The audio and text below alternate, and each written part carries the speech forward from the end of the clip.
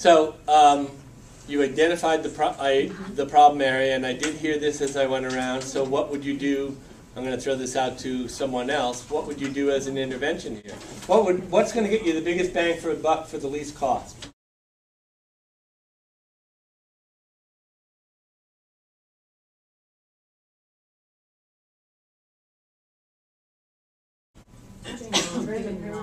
Mom.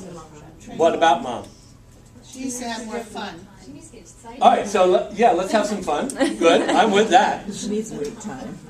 Waiting. She also needs to get more process time. More processing time. Allow the child to think about what she's asking. So that everybody is sort of arriving at the same conclusion. Mom is a lovely, well-intended human being who deeply adores her child and who is much faster at processing than her child is. And so, I think if you did give mom a little bit of coaching, like, Mom, if you're going to ask a question, what would happen if you just waited?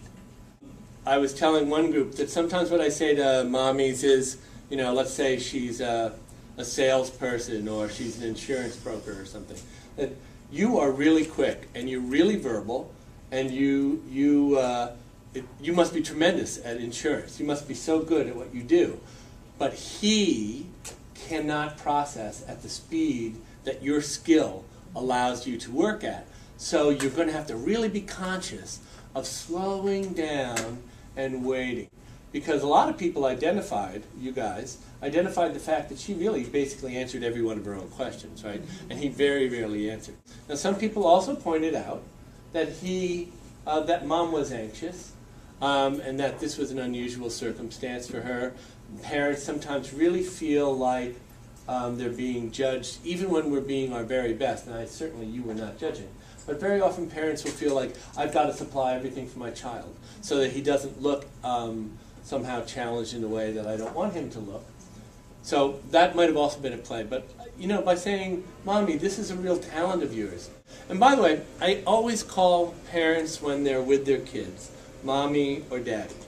Even though I know they might be doctor, Nobel Prize winner. Because I learned this from Dr. Greenspan. Dr. Greenspan, I think, did it because he never remembered anybody's name. But I have decided to do it. He didn't really remember my name, I don't think. I've decided to do it because I want people to understand that your role in this situation is mommy. That we don't have to hold other roles here.